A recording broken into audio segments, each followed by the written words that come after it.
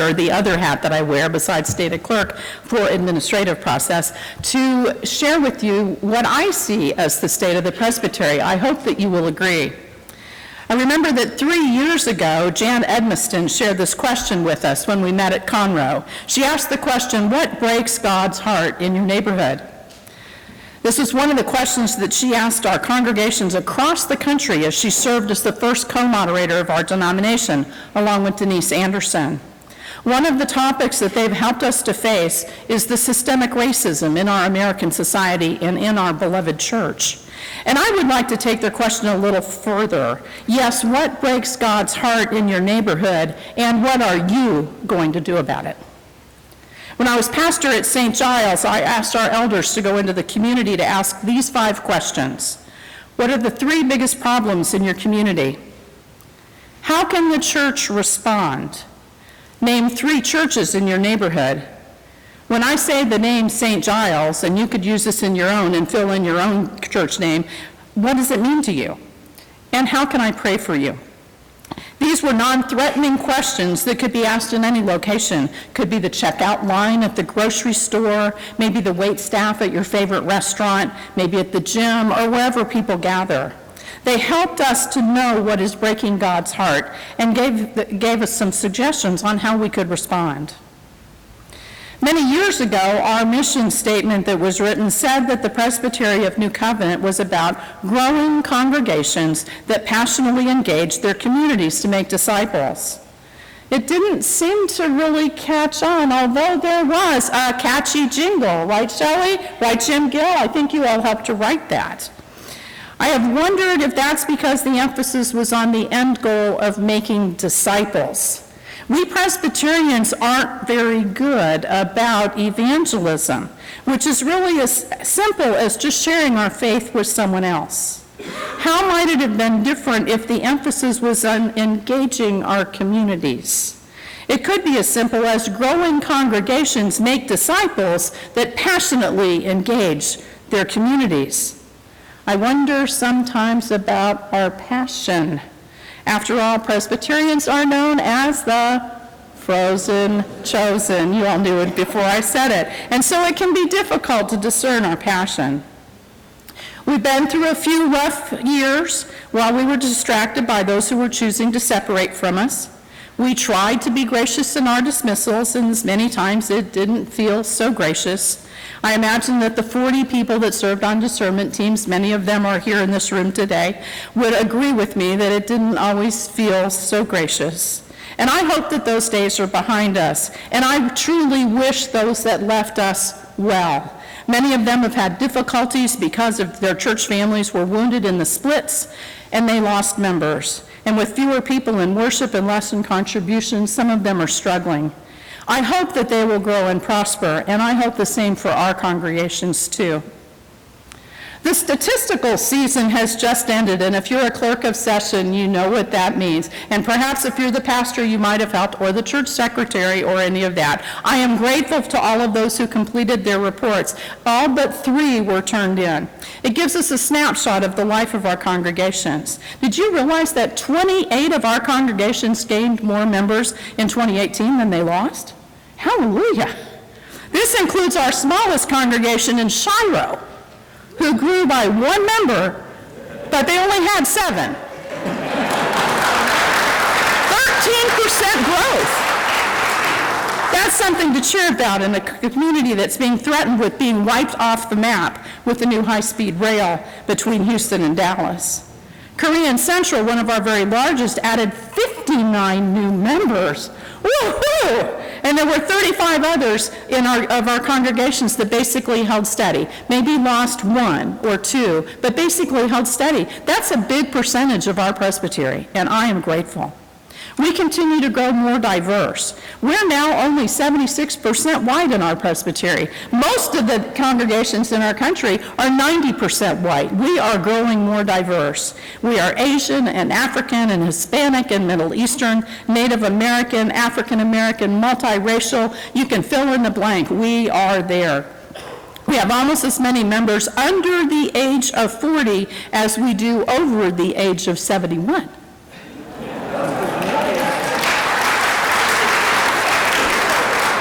the largest group is actually between 41 and 70. That's really good news.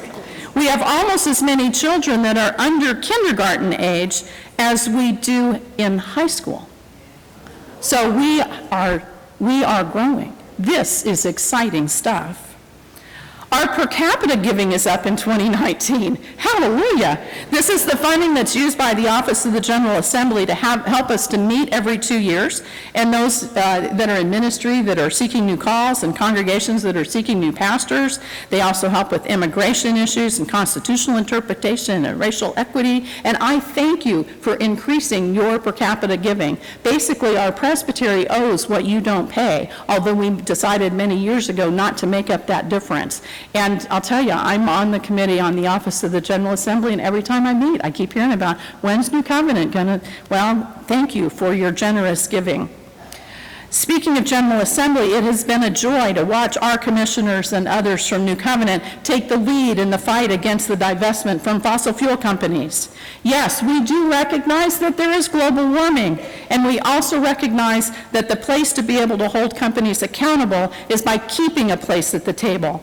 Many of the companies that our members have and do work for are exploring and implementing alternative sources of energy production like renewables, things like harnessing the wind or the sun to provide electrical power. We now have 5 congregations in our presbytery that have been Earth Care certified. That's cool. They are Atascocita, Servant Savior, St. Philip, Webster, and the Woodlands community. Thank you for your care of God's creation.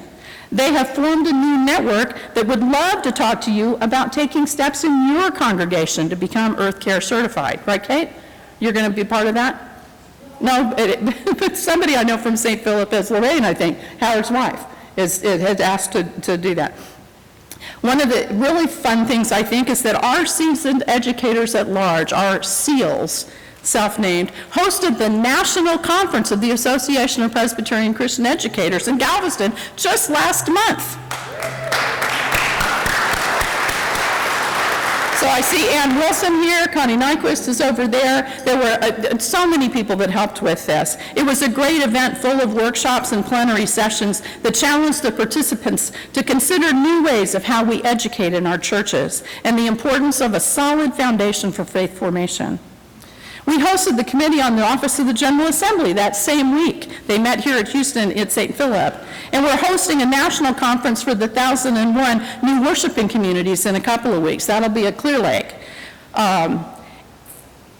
Christ Church in Bel Air was the host for the prayer service of the Week of Prayer for Christian Unity, at which moderator Helen DeLeon was the preacher.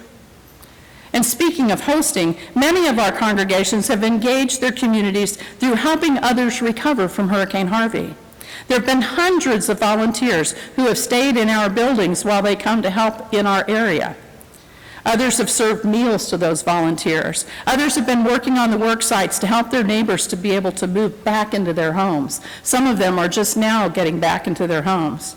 We have 2 congregations that are still not quite complete with their own repairs, at least that I'm aware of. First in Dickinson and also St. John's in Houston. The folks in Dickinson could have given up. They had 4.5 feet of water in their sanctuary and all of their facilities. Instead, they found new ways to engage their community, despite the fact that their building has been devastated. They've added new members in 2018 and have others that want to join this spring. Way to go, Dickinson. This has happened even though the walls of the sanctuary are now covered with the black cloth that you use to keep weeds out of your garden. Yeah. St. John's continues to offer a home to the Church of the Redeemer, despite not being able to use their own sanctuary as they await repairs. It's been exciting to see our congregations become excited about serving our communities. Our friends in Silsbee tried different ways to reach out to their community over the past few years, and just in 2018 decided to start serving lunch on Friday afternoons, free to anybody that showed up. And it's grown to 50 or 60 people showing up on a Friday afternoon just for lunch. Anybody who comes. In Beaumont, our friends at Pioneer meet people that have no homes, and they share a meal with them in the park. Food is important to us. The ladies at First and Conroe served thousands of individual meals in 2018. At Servant Savior, once a month, people gather for worship, followed by dinner and game night on a Saturday.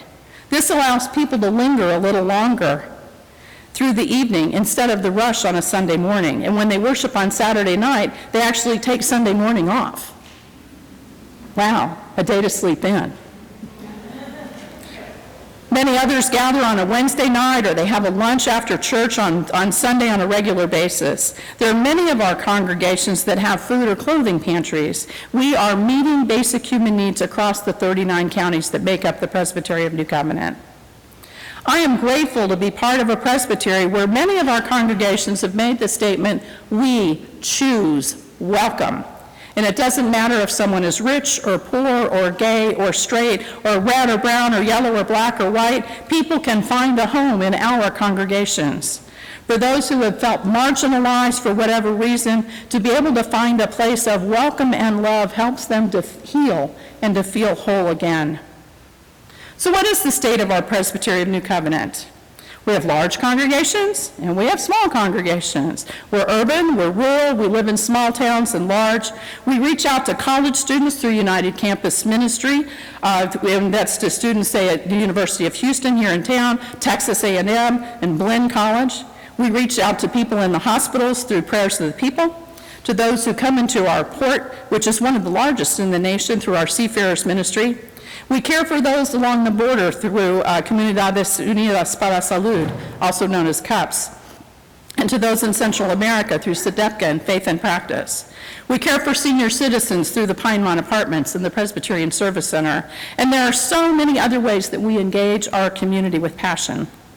Our youth ministry reaches those who are in the process of owning their own faith for themselves as they struggle with the challenges of growing up in a digital age.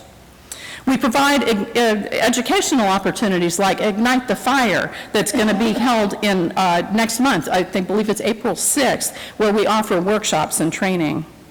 I'm grateful for the work of our many committees and for the time and energy invested by their members. We've made big decisions in this past year, including the sale of the building at 1110 Leavitt Boulevard. It's going to be a big transition to downsize from 15,000 square feet to 2,000 square feet in our new home in the old education building at St. Philip.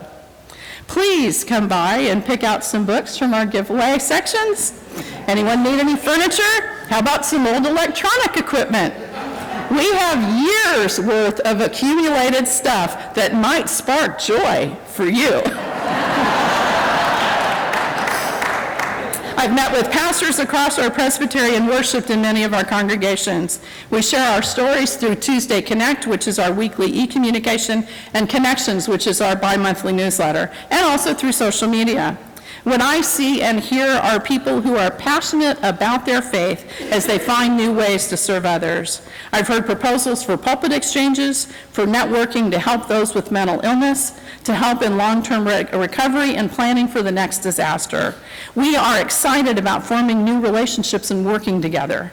We go on mission trips and study trips. We enjoy music and movies and reading and handicrafts like knitting and crocheting and quilting or woodworking and gardening and all those things. We like sports and we like playing board games because, we do have the Astros, right? And the Rockets. And the Texans, sorry. I am encouraged by you. I'm grateful that you have elected me as your general presbyter and stated clerk for administrative process. I look forward to being on the journey together to where God is leading us, remembering that together we are New Covenant. Let's be about the work of making disciples who are passionate about engaging our communities as we serve the lost and the least to demonstrate that all are loved, all are worthy, and all are valued just for who they are. Amen. Amen.